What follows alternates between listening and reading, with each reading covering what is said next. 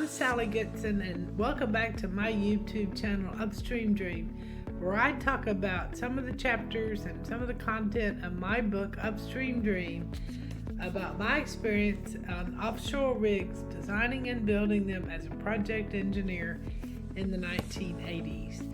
So I've condensed some of the videos to talk about more than one chapter in a video, just to make it easier on everyone. And in this video, we're going to talk about Chapter 6, Going Offshore.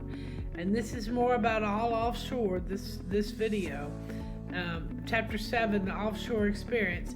And Chapter 8, Offshore Platform Installation. So Chapter 6 discusses actually my first trip offshore in probably 1979. So I actually went on a Viet Nam Era helicopter.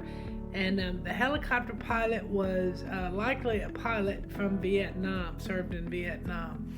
In this chapter, I discuss my conversations with him as we fly over the Gulf of Mexico to my first platform, and what we see, and there's some funny things that happen on the helicopter. Also, in this chapter, I discuss a comparison between working on offshore rigs, in the 1980s primarily, and the book Moby Dick. And in both chapters, of course, they were searching for oil, and Moby Dick is whale oil, but what they used back then. But more importantly, the comparison shows that the hierarchy on a drilling rig or an offshore platform is similar to that was on a whaling ship, where you have like the captain, you have a captain on you have a tool pusher or a company man on the rig, and you'll read the book and you'll learn about all that. So there's a definite hierarchy in comparison. Also, there's a character in Moby Dick called Queepeg, and he is exotic and different than the rest of the men, and there's a very interesting comparison I make, and my friends used to make to me, going out on the rig, me being different than the men, and how we end up getting along and working well together. Anyway, I want to move on. Chapter 7 is my experience on a huge drilling rig, a major drilling rig for the Gulf of Mexico. And, there I talk about the tool pusher, who was the head guy on the rig, talk about my experience in the gala eating with the men, talking to some of the service company men, what they do, what their job is. And then I'm transferred by crane to a small boat where we're taking soil samples below the ocean floor to determine the soil characteristics for installing a platform.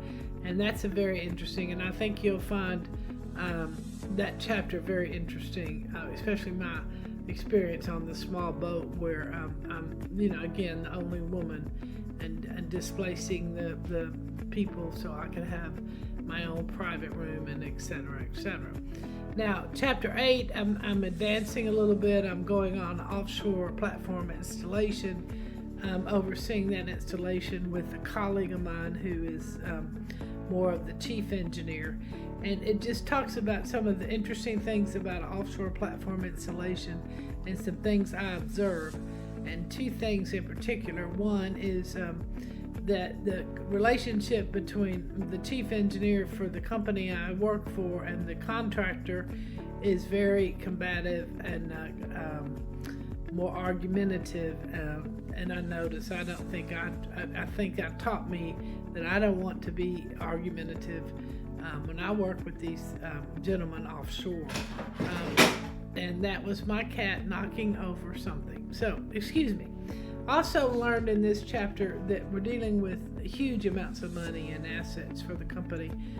This is maybe a $15-20 million platform, and we're responsible out there for the well-being or the proper installation, not hurting that platform, as well as the safety of the men.